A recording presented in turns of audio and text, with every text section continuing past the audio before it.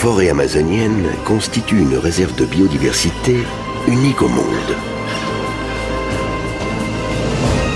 L'évolution a donné naissance à des espèces dont l'apparence et le comportement dépassent les limites de notre imagination.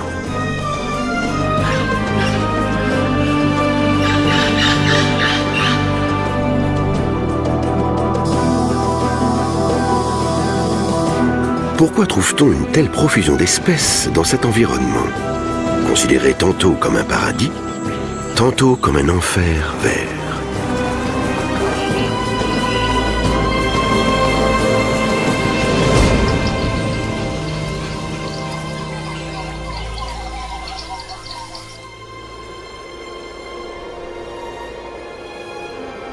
L'Amazonie est la plus grande forêt du monde. Elle joue un rôle clé dans l'équilibre hydrologique de la planète. Mais ce n'est pas sa seule qualité.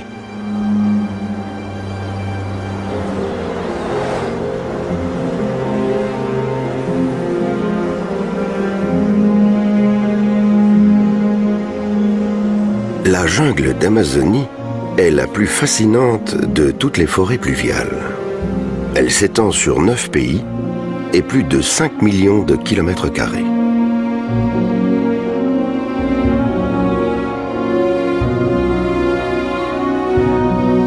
On pourrait croire que cette luxuriance est le royaume des animaux. Mais sous la cime des grands arbres, ce sont surtout des plantes qui se développent. Les grands mammifères sont rares.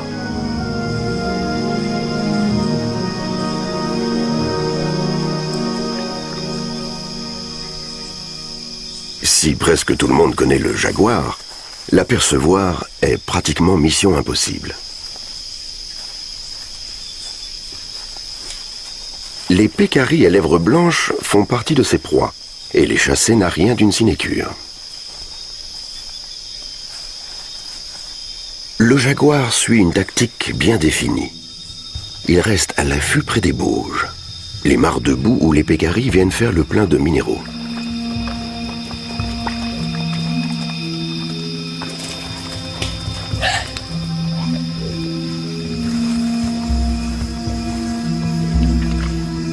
Les petits sangliers sont conscients du danger et communiquent entre eux par des cris de contact.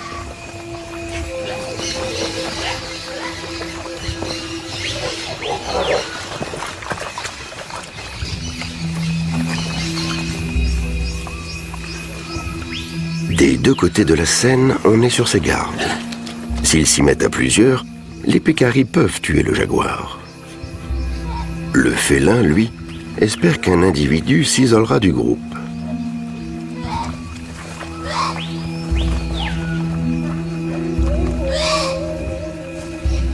Mais aujourd'hui, la plupart de ces tentatives échouent.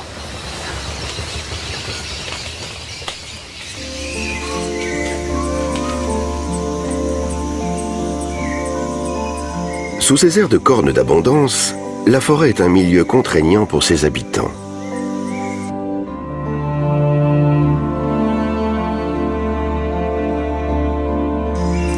Les animaux sont nombreux, mais chaque espèce ne compte qu'une faible quantité de représentants.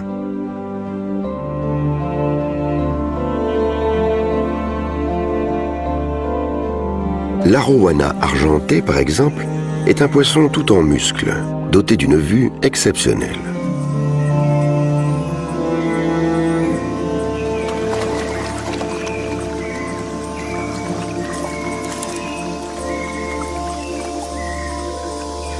Il peut faire des bonds de 2 mètres hors de l'eau pour attraper ses proies.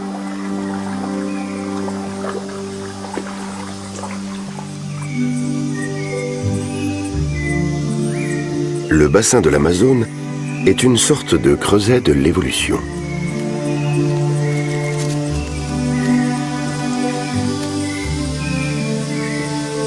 Le soleil brûlant fournit l'énergie utile. Les plantes ont toute l'eau nécessaire à leur croissance. Il tombe jusqu'à 3 mètres de précipitations par an, soit 3 fois plus qu'en France.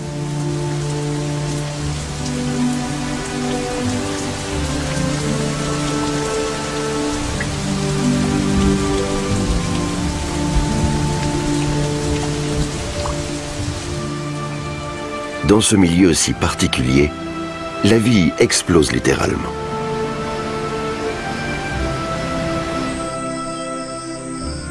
Avec le temps, les espèces se différencient toujours plus. Le rythme de ce processus est plus rapide en Amazonie que dans les autres forêts tropicales.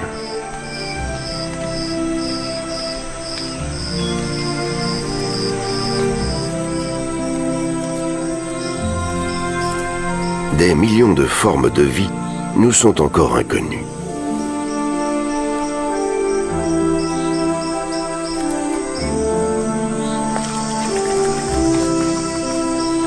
Quant aux espèces répertoriées, on ne sait souvent presque rien de leur comportement et mode de vie.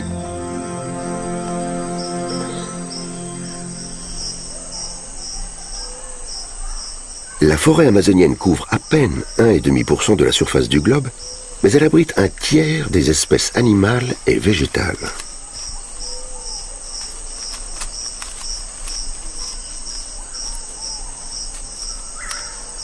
Cette diversité est sans équivalent dans le reste du monde.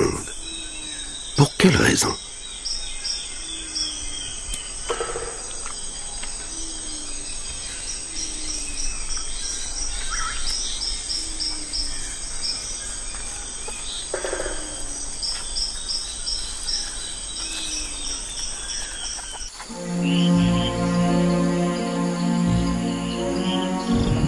Sombre et menaçante, inaccessible et funeste, c'est ainsi que l'Amazonie apparaissait jadis aux Européens.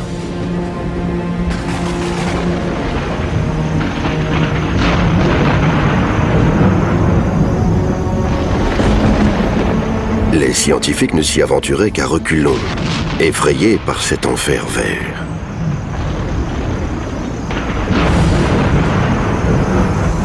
Tempêtes, serpents venimeux, maladies et parasites, autant de dangers mortels qui guettaient en effet ceux qui désiraient fouler cette contrée vierge.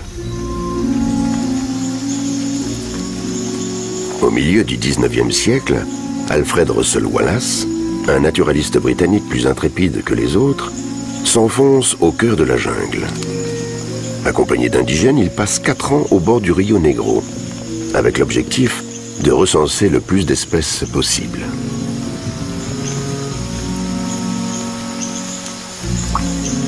Dans son pays, Wallace collectionnait les insectes. En Amazonie, il est tellement subjugué par cette incroyable diversité qu'il inventorie tout ce qu'il voit, toutes espèces confondues.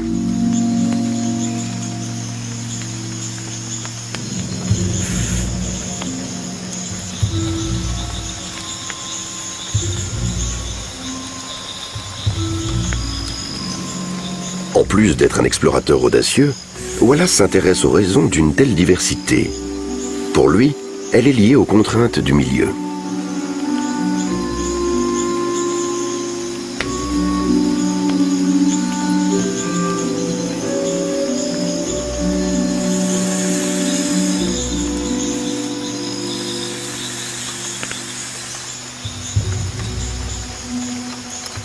Il réalise alors que malgré l'abondance de pluie et de chaleur, l'Amazonie n'a rien d'un paradis.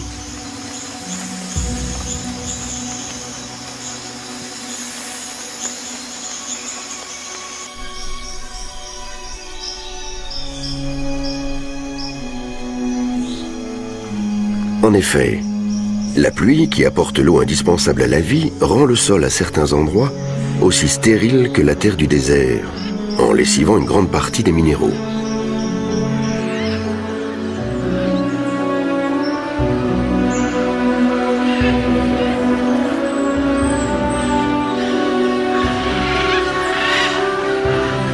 La diversité des oiseaux semble à première vue masquer ce phénomène.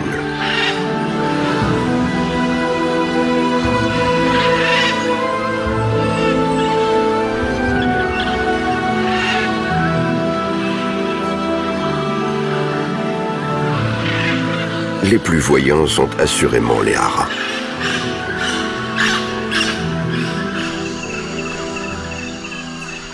« 13 espèces sont présentes dans le bassin de l'Amazone. Vedette des jardins zoologiques, l'ara bleu. Comme chez la majorité des perroquets, les deux partenaires sont unis à vie.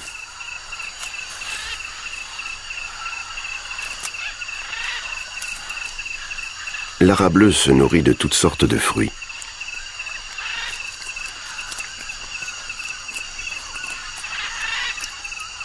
Ses pattes lui permettent de saisir sa nourriture et son bec puissant vient à bout des coquilles les plus dures. Or, de nombreux fruits, comme ces goyaves immatures, contiennent des composés amers, parfois toxiques.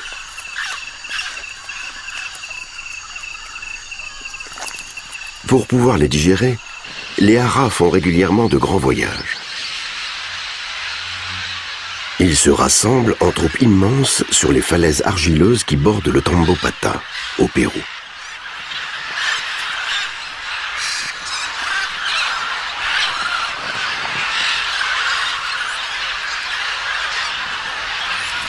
Ils y prélèvent les minéraux indispensables, ainsi que les substances qui neutralisent les toxines absorbées en même temps que leur nourriture.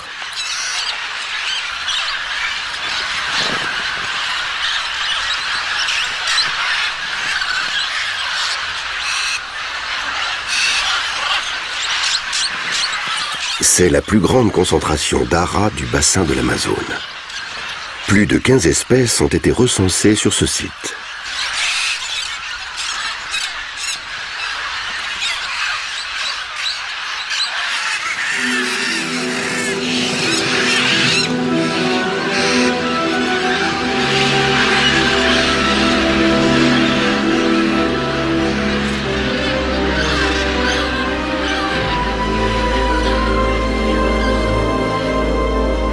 Ce qui, vu du ciel, ressemble à un havre paisible, est en réalité le théâtre d'une lutte acharnée, livrée à coups d'armes biologiques.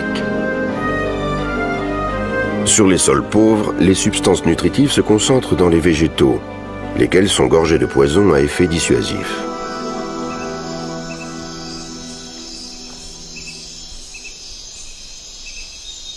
Certains animaux contournent ces défenses et se nourrissent de végétaux morts. C'est le cas des termites.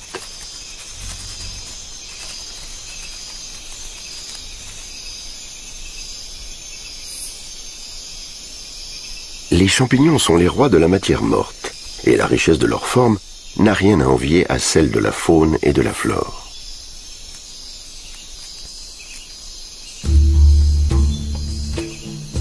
Ils jouent un rôle primordial dans l'écosystème amazonien. Ils décomposent les plantes à une telle vitesse que les nutriments qu'elles contiennent n'ont pas le temps d'être éliminés par les pluies.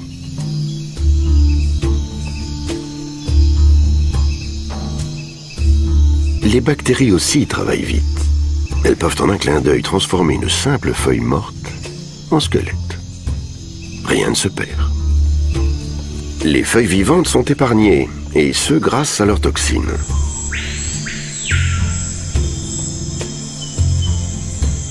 Certaines plantes se sont transformées en véritables forteresses.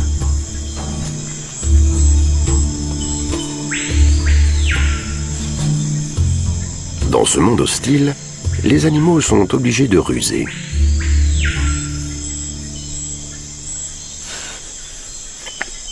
Première stratégie possible, avoir du nez.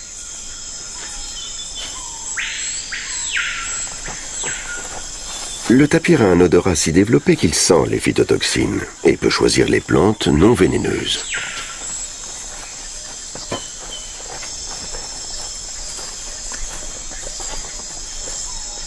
D'autres herbivores de sa taille seraient condamnés à mourir de faim. Mais grâce à son véritable détecteur de poison, le tapir a su s'adapter et en quelque sorte contrecarrer son extinction.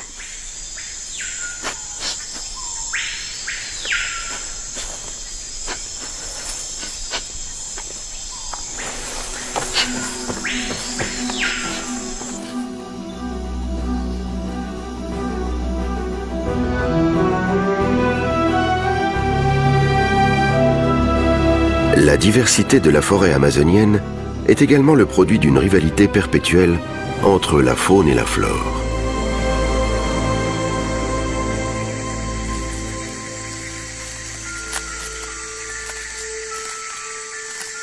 L'inventivité de l'évolution semble ici sans limite.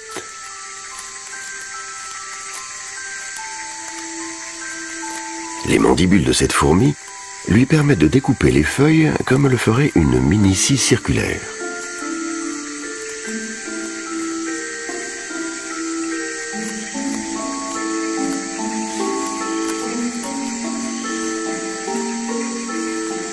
Mission accomplie. Mais l'insecte n'a pas l'intention d'avaler les feuilles toxiques. Il les transporte en une interminable procession.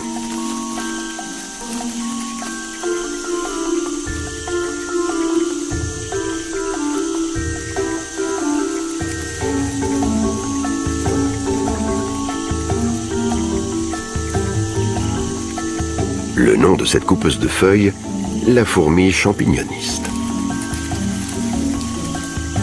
La colonie de fourmis fonctionne comme un super-organisme doté de millions de pattes.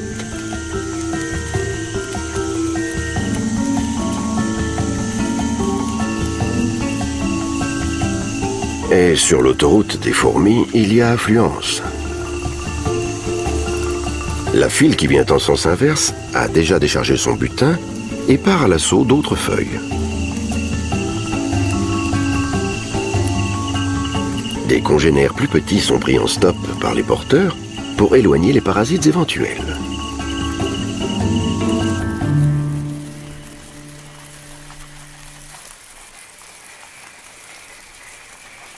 Dans la fourmilière, d'autres ouvrières prennent le relais.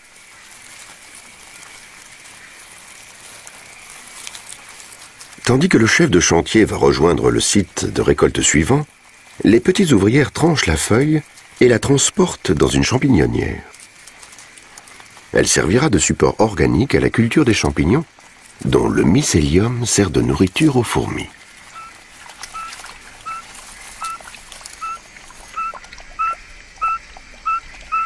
Une grenouille s'est incrustée dans la fourmilière, et curieusement, elle n'est pas refoulée par les soldats.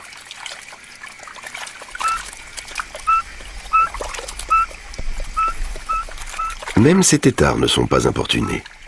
Pour l'amphibien, l'avantage de cette association est évident. Un abri sûr et à bonne température. En revanche, on ignore encore quel bénéfice en retirent les fourmis.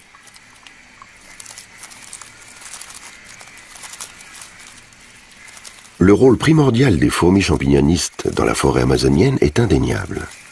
Elles découpent environ 1/5 de la masse de feuilles totale et contribuent ainsi au cycle des éléments minéraux.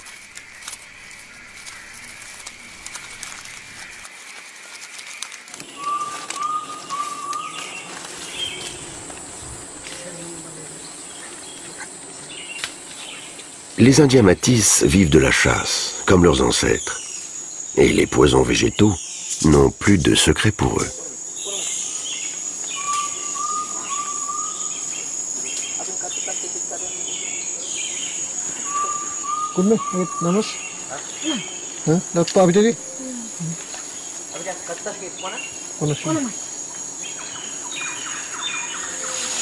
Comme beaucoup de tribus amazoniennes, les Matis utilisent des sarbacanes avec des flèches empoisonnées.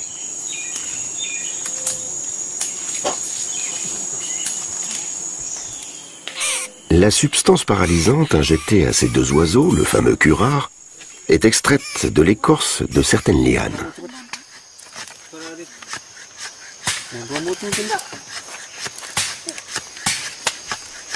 La première étape consiste à faire bouillir l'écorce avec des feuilles pour concentrer le poison et lui donner son effet foudroyant.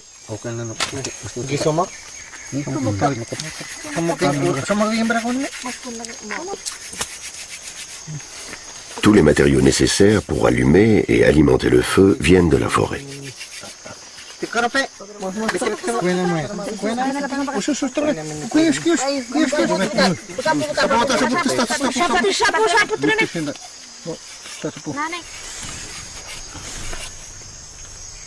Les Matis sont une des quelques 200 tribus qui ont appris à survivre dans la forêt amazonienne.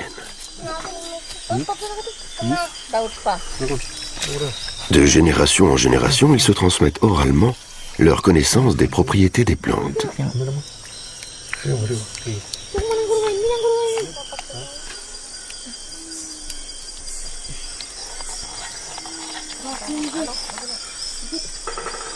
Le curare a atteint la concentration requise et les hommes peuvent en enduire les pointes de leurs fléchettes.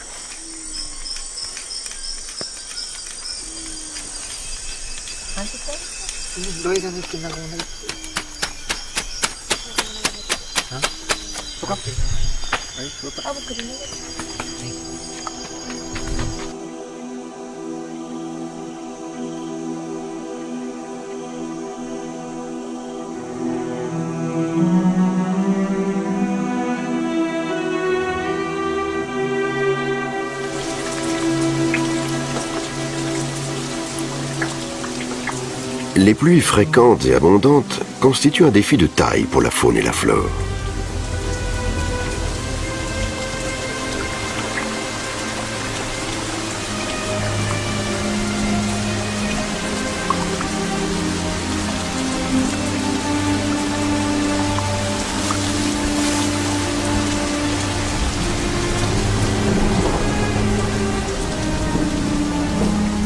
Mais la pluie n'est pas le seul handicap pour les animaux.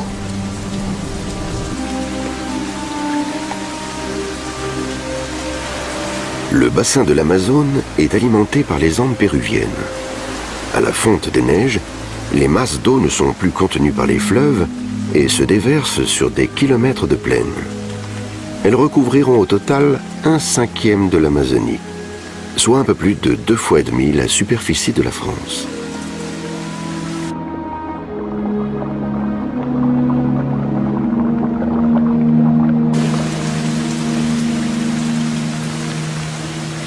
Le territoire de chasse du jaguar a laissé la place à celui du caïman noir.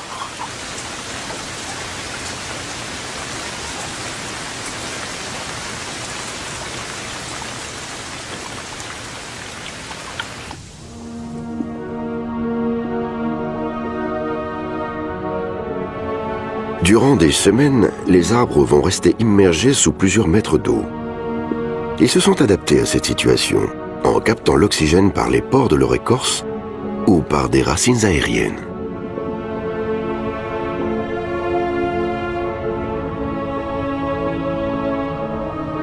Ces inondations occasionnent chez certains un stress qu'il faut supporter tant bien que mal. Chez d'autres, les flots apportent de nouvelles perspectives. Durant la saison sèche, l'habitat du lamantin d'Amazonie est réduit à quelques petites mares. Désormais, il s'étend à perte de vue.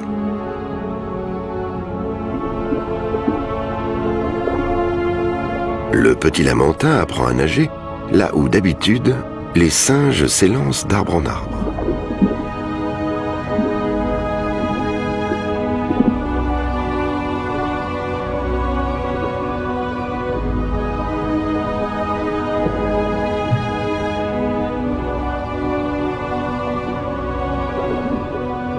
La diversité de la faune aquatique n'a rien à envier à celle des espèces terrestres. Sur les 30 000 espèces de poissons recensées dans le monde, environ 5 000 vivent dans l'Amazone et ses affluents.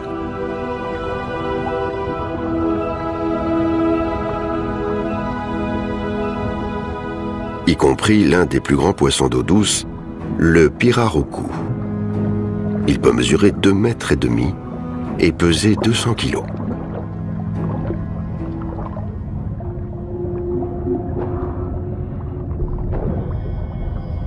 D'autres espèces insolites sont aussi dans leur élément pendant la crue.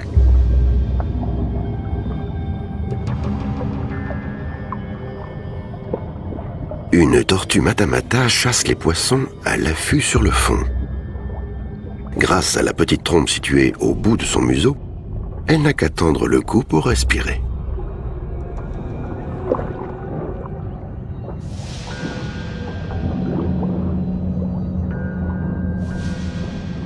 Sa stratégie de camouflage est si parfaite et ses mouvements si lents que ses proies passent devant elle sans se douter de rien.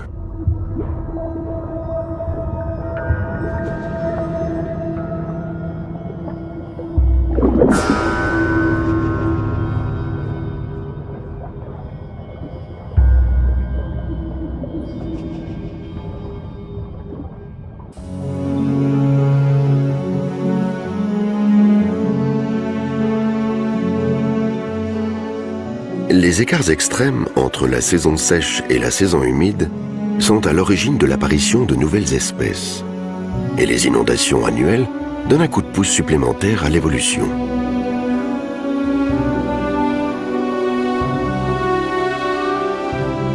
Des régions entières restent totalement isolées les unes des autres durant des semaines.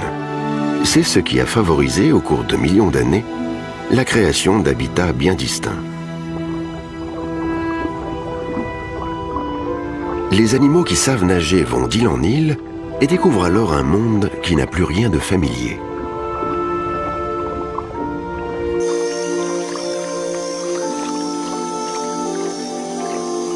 Pour certains individus, c'est synonyme de mort. Mais d'autres parviendront à s'adapter et se différencieront de leurs congénères restés sédentaires. C'est ainsi qu'au fil de l'évolution, naissent de nouvelles espèces.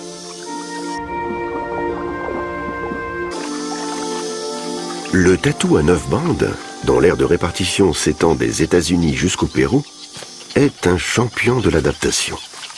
Se rendre d'une île à l'autre est pour lui un jeu d'enfant.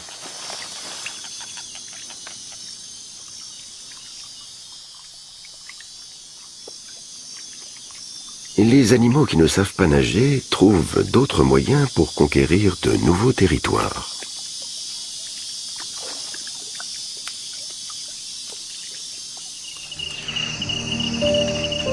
La flore se diversifie elle aussi du fait de l'isolement et fabrique des millions de principes actifs différents.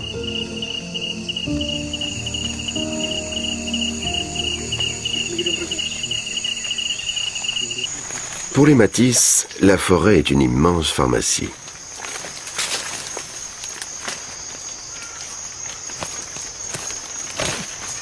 Pour chasser, ils n'utilisent pas seulement du curare. À partir des racines d'un arbre à latex, cousin de l'ébénier, ils fabriquent du pchouté. L'ingrédient indispensable d'une chasse réussie.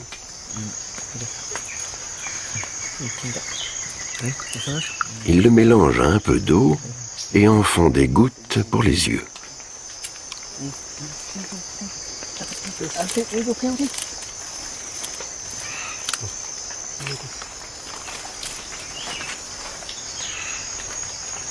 Selon les Indiens, le pchouté aiguise la vue.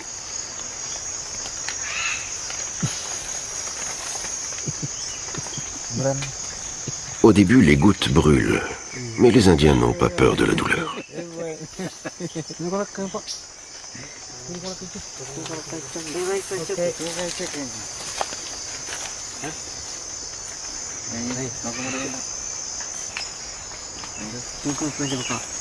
Cette préparation posséderait en outre un pouvoir magique qui permettrait d'entrer en contact avec les créatures de la forêt.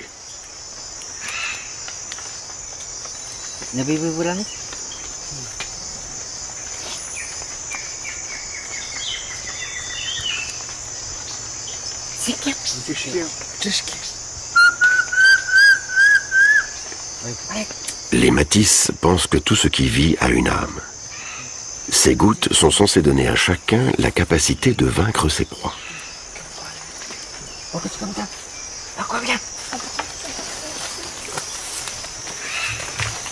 Le sapajou préfère prendre le large. C'est entre autres grâce aux singes qu'Alfred Russel Wallace découvre comment naissent de nouvelles espèces. Mais les plantes lui livrent une autre observation intéressante.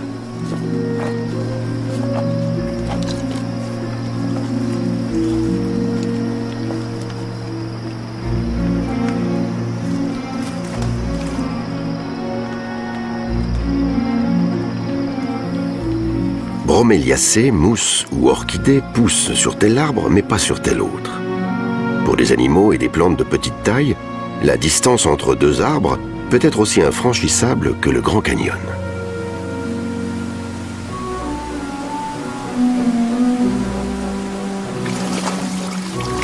Wallace observe également que les individus d'une même espèce peuvent varier d'une rive à l'autre de la même rivière. En traversant l'eau, la plante ou l'animal perd certaines particularités, mais se dote d'un nouvel arsenal pour mieux se défendre.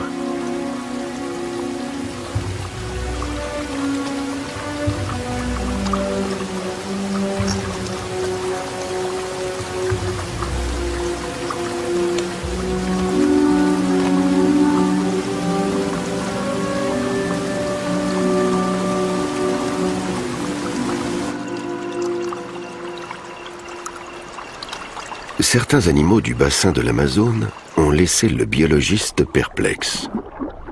Les raies pastenagues. Plus de 20 espèces différentes vivent dans les eaux du fleuve Amazone. Elles ont des mœurs identiques à celles de leurs congénères des eaux salées. Elles s'enfouissent dans les fonds sableux pour guetter leur proie, gardant une vue d'ensemble grâce à leurs yeux périscopiques.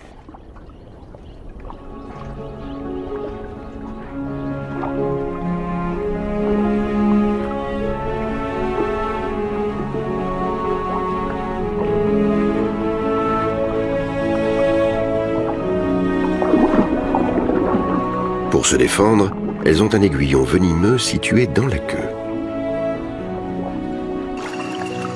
Mais comment ces poissons, parents des requins, et qui d'ordinaire vivent à des milliers de kilomètres dans les océans, ont-ils surgi au cœur de la forêt pluviale?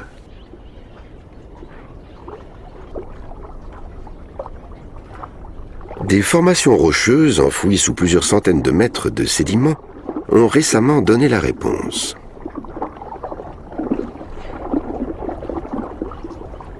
Il y a 250 millions d'années, le bassin de l'Amazone était relié à l'océan Pacifique.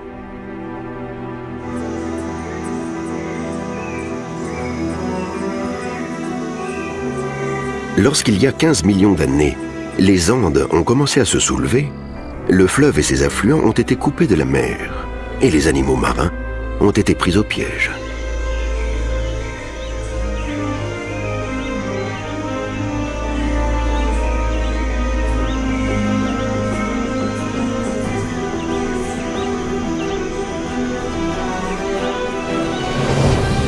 Ces bouleversements ont d'ailleurs obligé l'Amazone à faire demi-tour. Depuis, le fleuve coule vers l'est de l'Amérique du Sud et se jette dans l'Atlantique.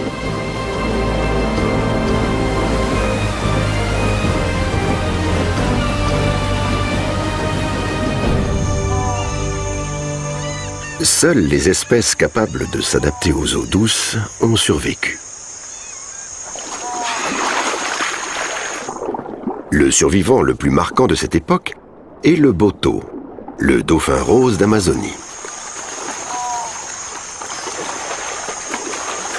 Comme ses vertèbres cervicales ne sont pas soudées, il est très mobile et peut se faufiler facilement entre les racines et les branches.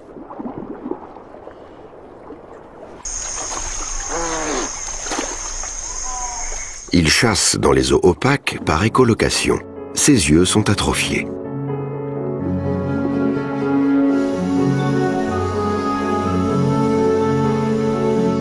Les profondes mutations qui ont eu lieu à la préhistoire ont ainsi façonné la biodiversité actuelle de l'Amazonie.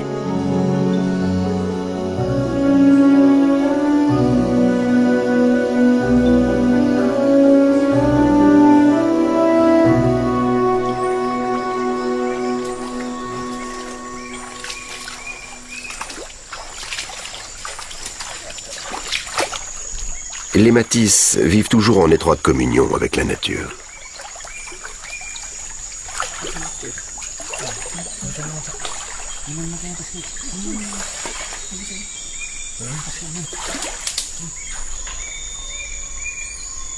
Comme la faune et la flore qui les entourent, ils se sont adaptés aux lois de la forêt vierge et ont ainsi survécu pendant des milliers d'années.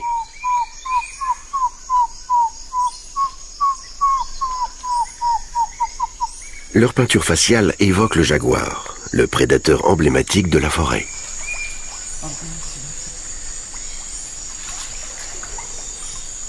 Ils imitent les cris de contact des sapajous pour les attirer.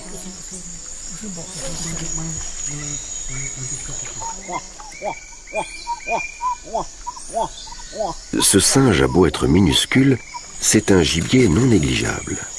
Car les protéines sont une denrée rare dans une forêt où les grands mammifères sont absents, exception faite du tapir.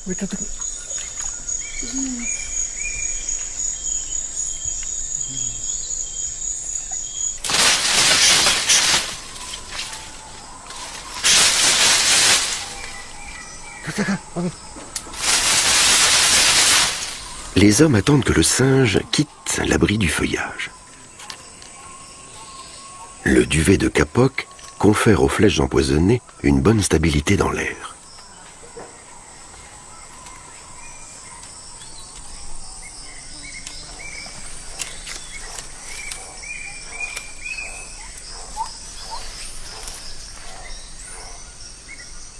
Le singe est à 30 mètres au-dessus de leur tête. Et fort de nombreuses années d'entraînement, les matis manquent rarement leur coup. Le curare fait effet au bout de quelques secondes.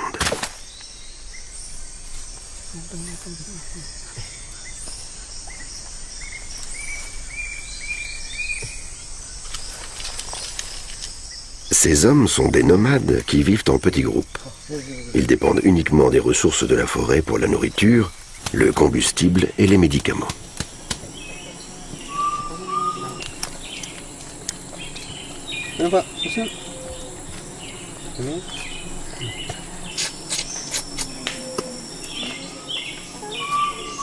Les matis ont vécu isolés pendant si longtemps que lors de leur premier contact avec des hommes blancs, dans les années 1970, plus d'un tiers des adultes sont morts de maladies auxquelles leur système immunitaire n'était pas préparé.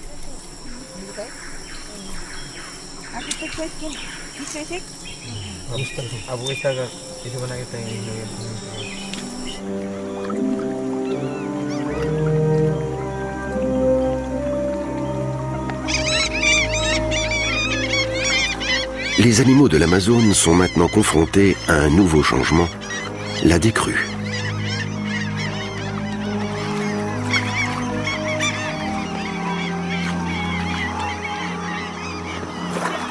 Pris au piège, les poissons sont des proies faciles pour les becs en ciseaux noirs, les grandes aigrettes ou les sternes à gros bec.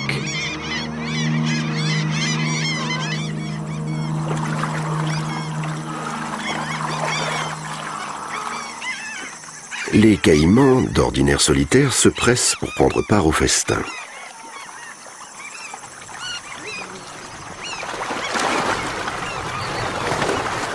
Les grands reptiles repoussent les poissons vers la berge ou les désorientent en bondissant autour d'eux.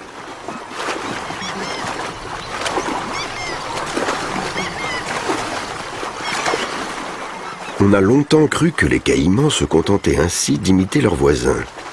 Aujourd'hui, les scientifiques pensent qu'en fait, ils chassent en groupe. Ils font peur aux poissons et les canalisent, selon une technique empruntée aux dauphins et aux cormorans.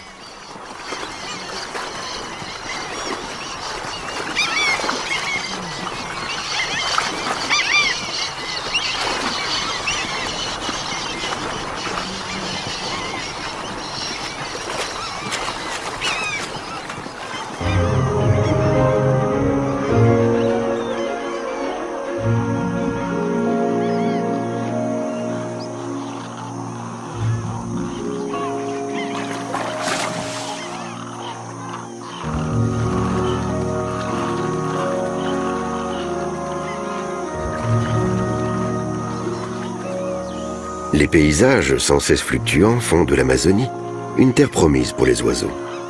La région accueille en effet plus d'un cinquième des espèces répertoriées dans le monde.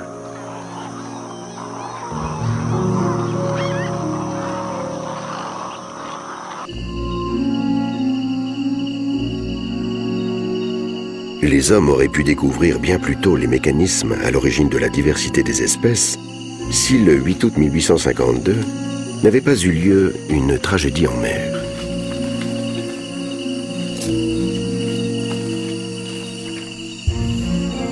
Durant des années, Alfred Russel Wallace a sillonné la forêt en tous sens, observé les animaux les plus divers, rassemblé des milliers de spécimens de plantes, d'insectes et de peaux, dessiné des piles de croquis et noirci des carnets de notes.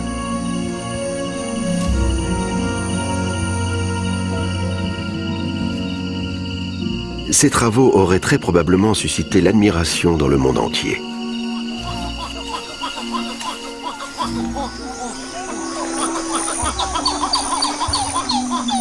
Wallace serait peut-être devenu plus célèbre encore que Darwin, qui hésita longtemps à publier le fruit de ses recherches. Mais alors que Wallace est sur le navire qui le ramène en Angleterre après 4 ans d'expédition, un incendie se déclare à bord.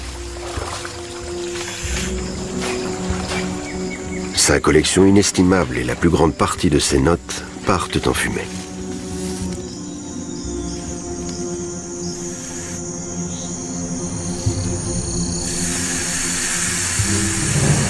Privé des preuves matérielles de ses découvertes, il restera à jamais dans l'ombre de Darwin, qui ne mit jamais les pieds en Amazonie.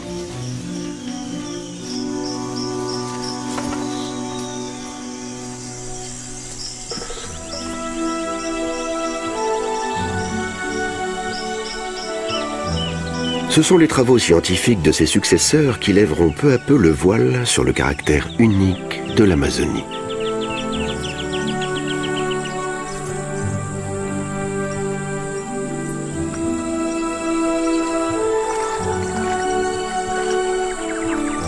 Aucun des habitants de la forêt, qu'ils vivent sur terre ou dans l'eau, ne peut exister par lui-même.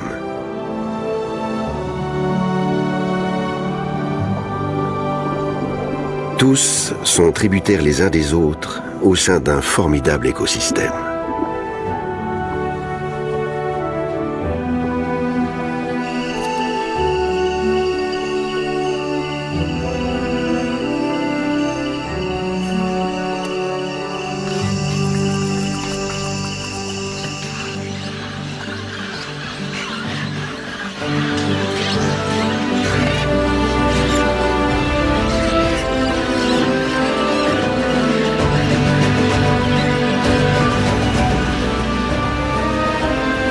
Ainsi, l'enfer vert est avant tout un milieu d'exception riche en émerveillement. Et nous ne sommes qu'au début d'un voyage d'exploration riche en péripéties.